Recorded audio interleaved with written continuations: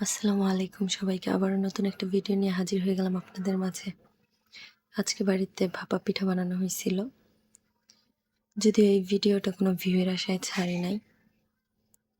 রান্নাবাড়া আমি একটু কমই পারি, সেক্ষেত্রে যখনই বাড়িতে কোনো পিঠা-টিঠা হয় আমি খুব মনোযোগ দিয়ে দেখি।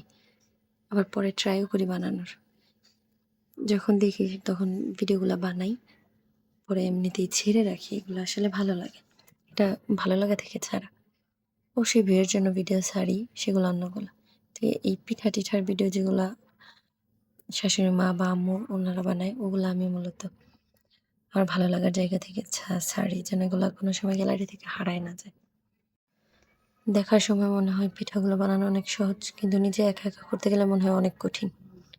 দু একটা ট্রাই করছি নিজে নিজে, তখন বানাইতে যেয়ে আলু ভর্তা অবস্থা হয়ে গেছে। এই জন্য বুঝলাম যে দেখা সহজ কিন্তু বানানো কঠিন।